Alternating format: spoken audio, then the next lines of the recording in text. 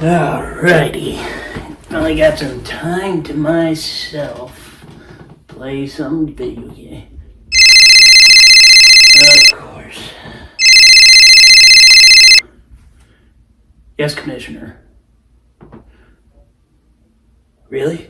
I'll be right there.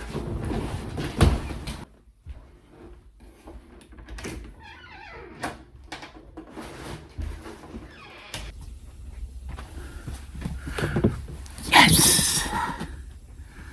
Hello and welcome to another session of Therapy and Panels.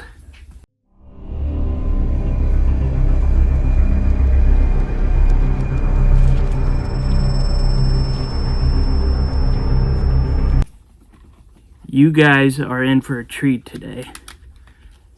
As you all know, if you have been a fan of mine for a while now, I've been doing recaps of the old Adam West Batman show for some shorts.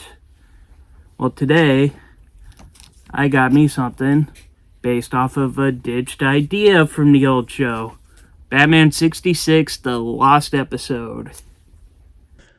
During the success of the Batman TV show, writer Harlan Ellison wanted to introduce Harvey Dent into the show, but the character was deemed too scary for the younger audience at the time. Thankfully, someone at DC found his scripts, I guess, so in 2014 they decided to make a one-shot comic on the episode. I'm so excited to get into this, so let's just go ahead and dive right into Batman 66, The Lost Episode, issue number 1. I love this cover. It's beautifully drawn by Alex Ross. I love the way half the room is splattered in paint. And I love the reaction of Batman and Robin. It's almost like they walked into the middle of a murder that was halfway completed. We begin at Northby's auction house as Aunt Harriet is tending to an auction for the Chang Dynasty Blue Porcelain Glazes collection. As everyone examines the collection, one of the auctioneer's face melts from the heat of a candle. I guess he forgot to put on his SPF 5000 this morning. No, it is revealed to be Two-Face, alongside his twin henchmen who escaped with the collection. After hearing about the robbery, Commissioner Gordon and Chief O'Hara call the dynamic duo over to the auction house. So, while they're there, two St. Bernard dogs suddenly arrive with a red wagon carrying the collection, now complete with the missing piece. Batman realizes this must mean that Two-Face's coin landed on the good side. Later on in the Batcave, Batman reminisces about the day in court when DA Harvey Dent was prosecuting a crime lord named Sal Maloney, who during the trial threw a thing of acid at Harvey's face. Man, security was very light back in those days, because there should be no way that guy was able to bring that in there. Then again, this is Gotham City we're talking about. While Batman leapt in front of him, he was unable to save him from having half of his face being scarred forever.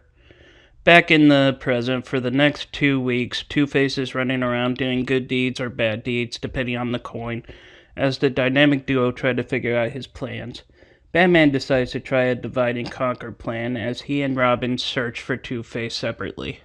This wasn't a way to help find Two-Face faster. Batman just needed some space away from Robin. Arriving at the Gotham Motorway racetrack, Batman pursues Two-Face and his thugs on bikes. He manages to shoot a tracer before they get away. Meanwhile, Robin arrives at the bicycle and follows to the old Gotham Observatory.